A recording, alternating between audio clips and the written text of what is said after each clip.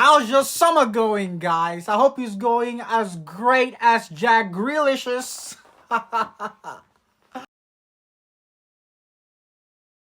So the last time, before we finished the video, we asked a question, which was, Jude Bellingham is the second British player to play for Real Madrid.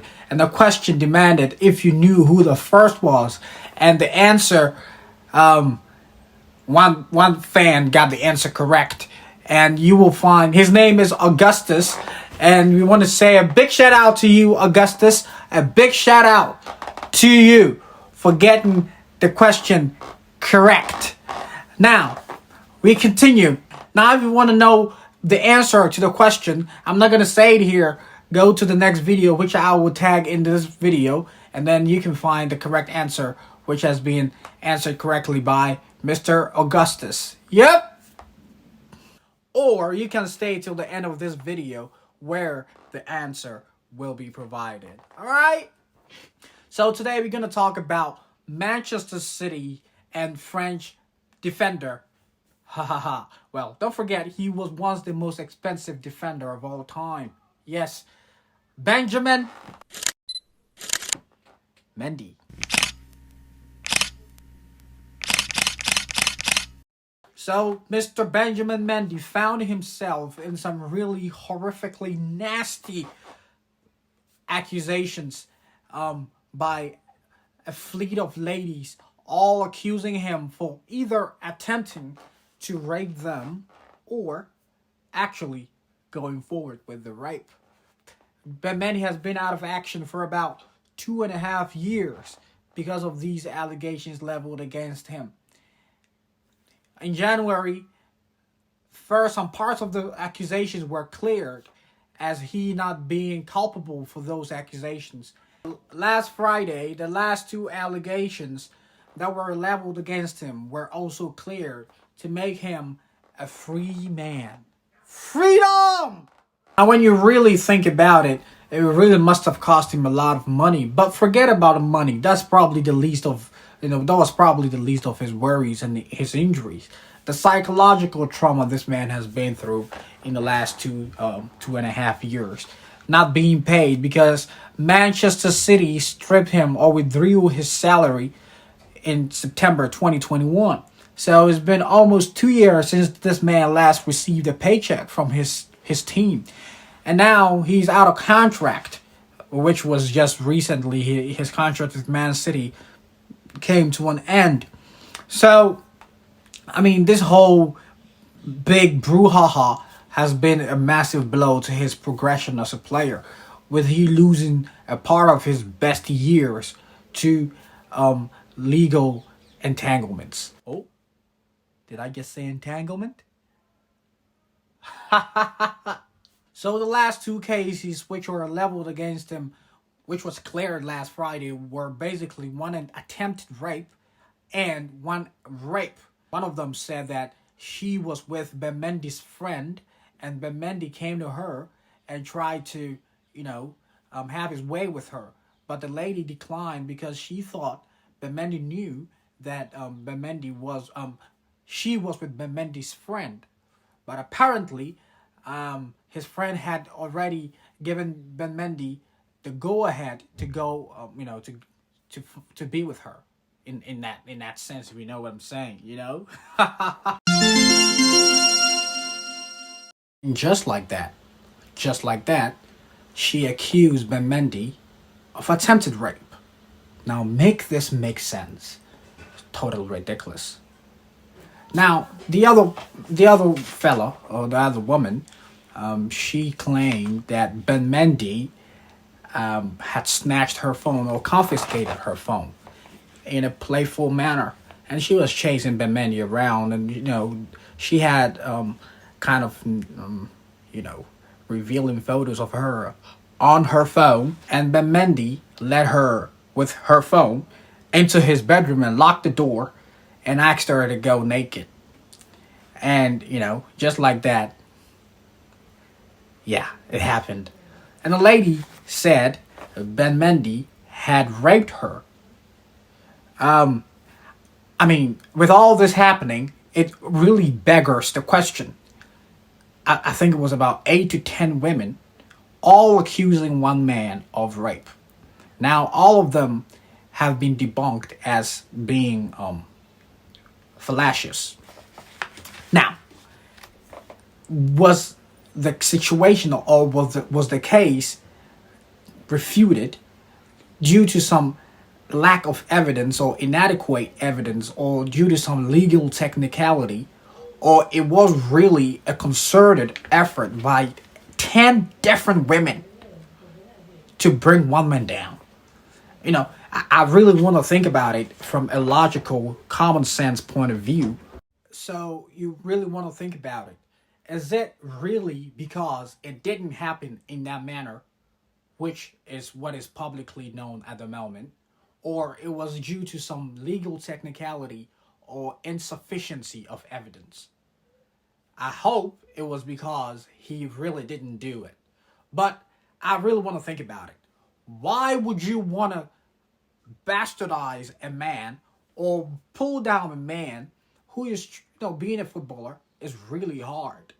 These people sacrifice the entire chunk of their childhood and adolescence to football, to routine training. Some of them, they do not even have the equipment to train with. They're from poor homes, but they sacrifice everything for the love of football.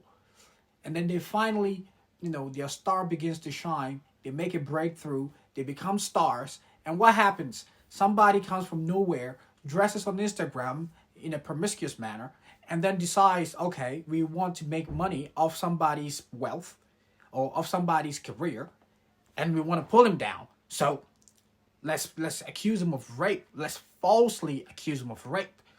Now, that is the lowest of the low. And it really bumps me why there is no immediate penalty for people like that. Now, it is widely, or is legal knowledge that suing somebody for defaming you will be a civil case. But I think in the same way there's a criminal case where somebody rapes someone, when it is found that this is actually not right, or it has been falsely propagated, I think there should be an immediate repercussion for the lady or for such ladies. So it serves as a deterrent, because what this does is a lot of women, money hungry women, crying wolf over over rape, and the real victims who actually suffer from the rape do not get the attention they may deserve, because a lot of other people, are crying wolf. It is totally ridiculous. There should be some kind of penalization for people who falsely accuse other people of rape. Now, in such a way that the moment the judge finds insufficient evidence or deems your situation unfit for a rape case, immediately there is a prescription of a punishment for you. Now, I think this will narrow it down to the people who actually suffer the real situations of rape. Now, that's just my view. A lot of footballers have come out to show solidarity with Ben Mendy, which I think, the numbers right now are just really low. A lot of footballers need to come out. I know Ben Mendy probably lived a very wild, lascivious, libidinous life before his his doom, but trust me, it's normal in the sphere of footballers. A lot of footballers live like that. Open parties, sex parties, pool parties, drinking, big drinking with sex. It's totally normal, because they have the funds, the resources to fund it, and also obviously they deserve what they get, because they work so hard. But in a situation like this where he has been so alienated, and it looks like it was only him fighting the world. I don't know which footballer supported him in his time of trial, but right now that it has been made clear, or has been made ubiquitous to everyone, that he wasn't culpable for the crime, what should happen is many footballers should come out. Now it's only been Memphis Depay and Vinicius Jr., but I believe more footballers need to come out and show support and fight for more rights, fight for more legislation to be made for more legislation to be constructed in ways of punishing ladies who falsely accuse men of rape. I think this is really important. You cannot just strip someone of 2 years of their football career just because you feel you can and go scot-free. No, this should not go unpunished. I did not know that Mendy wants to retaliate by also suing them, but to me, I don't think it has to go that far. I think it should be an automatic thing, you know. So right now, Mendy, he's turning 29 tomorrow, which is Monday, and his future, he needs to gain fit. He needs to gain his fitness back as a footballer. That's the first thing he needs to do, and then he needs to find a club. His contract with Man City is already over. Now, will Pep Guardiola take Mendy back? I don't know about that. I do not think so, because even when he was really fit and still in action, he didn't really,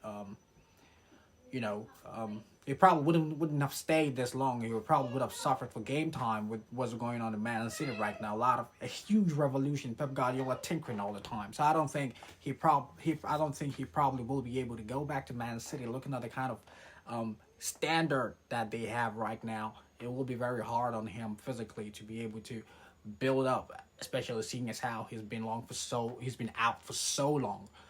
But I think he could go for a team not as big as Man City, like Brighton, like Fulham, like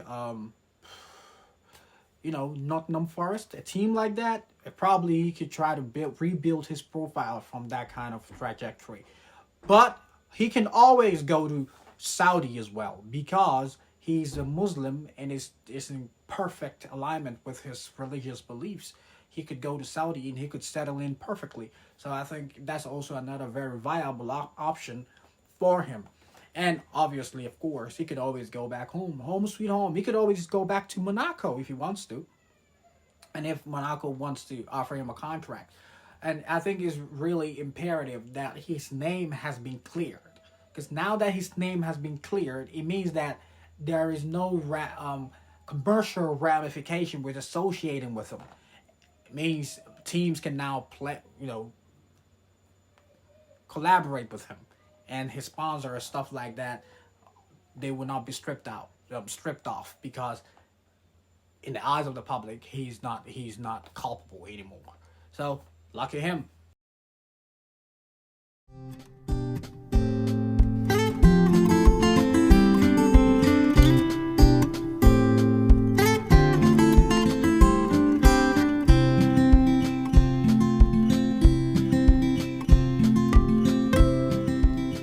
Before I go, I want you to tell me what you think should be done to ladies who falsely accuse men of rape.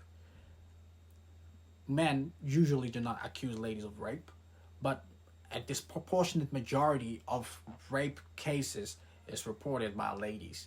Now, I think it is perfectly of great utility for punishment to be exerted toward people who actually rape other people. It is repugnant, it's despicable, and they should be punished. But in the same light, women who falsely accuse men who have not raped them, but say they have raped them, which is the false accusation I'm talking about. When women who falsely accuse men of rape, I think there should be some form of immediate punishment for them. Now, what do you think should be done to such ladies who falsely accuse men of rape? Let me know in the comment section. If you were Ben Mendy, what would be your next move right now? What would you think would be the best move for you at this point in time, looking at your situation? Let me know in the comment section.